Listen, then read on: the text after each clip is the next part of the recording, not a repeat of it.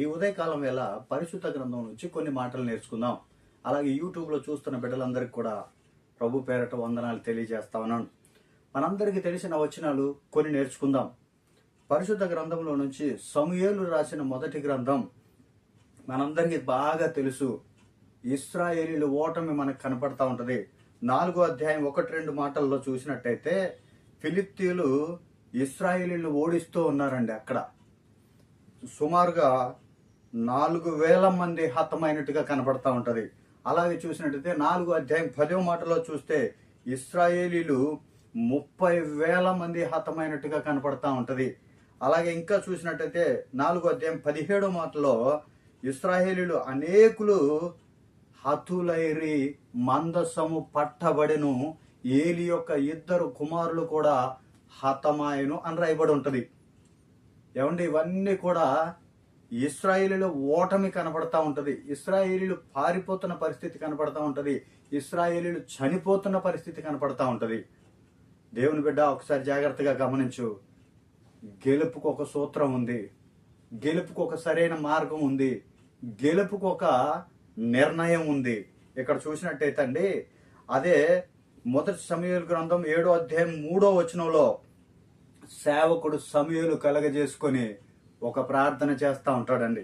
వారిని పిలుస్తూ ఉంటాడు. ఇశ్రాయేలీలారా, పూర్ణ హృదయంతో మీరు పట్టుదల కలిగి యెహోవాను సేవించుడి అంటాడు. ఏమండి, ప్రార్థన చేస్తాం కానీ పట్టుదల కలిగిన ప్రార్థన ఉండదు మనలో.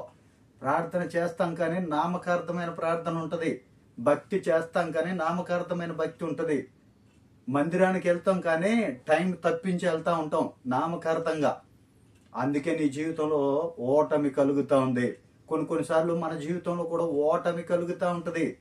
ఎందుకనంటే పట్టుదల కలిగి ప్రార్థన లేకపోతే జయాన్ని నువ్వు చూడలేవు. అంతకు ముందు చూసినట్టయితే అక్కడ జరిగిన పరిస్థితి అంతా ఇశ్రాయేలీలకు ఓటమే. ఇశ్రాయేలీలు పారిపోయే పరిస్థితే, ఇశ్రాయేలీలు చనిపోయే పరిస్థితే. కానీ సేవకుడు అక్కడ కలగజేసుకుని ఒక మాట చెప్తా ఉంటాడు, పట్టుదల కలిగి యెహోవాను సేవించుడి. పట్టుదల కలిగి, మరలా మాట గుర్తు చేస్తున్నాను, పట్టుదల కలిగి. మనం అన్నిట్లో పట్టుబడతాం, వాళ్ళ మీద వీళ్ళ మీద ఇచ్చేదాకా పట్టుబడతాం, తెచ్చేదాకా పట్టుబడతాం, కావాలనుకున్నది వచ్చేదాకా పట్టుబడతాం. కానీ దేవుని విషయంలో మాత్రం వెనకడిగేస్తా ఉంటాం. ఏదో నామకార్థంగా ప్రార్థన చేస్తూ ఉంటాం. వస్తుందాలే, అవుతుందాలే, చేస్తాడులే, ఏమో చూద్దాములే అనేటువంటి నామకార్థమైన మాటలు పలుకుతూ ఉంటాం. ఇక్కడ అందుకే భక్తుడు అంటాడు, మీరు పట్టుదలగా కలిగి యెహోవాను సేవించుడి అంటాడు.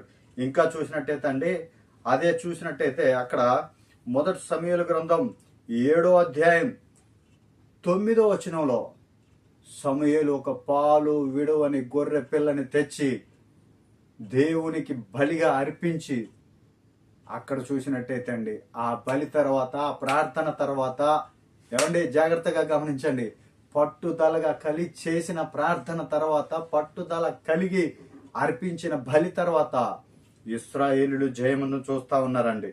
ఇశ్రాయేలీలు జయమునే చూస్తా ఉన్నారు. 7వ అధ్యాయం 10వ మాటలో రాయబడి ఉంటుంది, ఇశ్రాయేలీలు జయాన్నే చూస్తున్నట్టుగా. ఈరోజు మరలా ఒకసారి నీకు గుర్తు చేస్తున్నా దేవుని బిడ్డ, పట్టుదల కలిగి ప్రార్థన చేస్తున్నావా? పట్టుదల కలిగి దేవునిలో నడుస్తున్నావా? పట్టుదల కలిగి దేవుని మార్గాన్ని వెంబడిస్తున్నావా? లేక నామకార్థంగా ఉంటున్నావా? నామకార్థంగా ఉంటే జయాన్ని చూడలేం. పట్టుదల కలిగి ప్రార్థన చేస్తే ఇశ్రాయేలీలు ఎలాగ జయాన్ని చూశారో, శత్రువుని ఎలాగ తరిమి కొట్టారో అదే మన జీవితంలో జరుగుతుంది. ఈ కొద్ది మాటలు దేవుడు దీవించును గాక. ఆమెన్.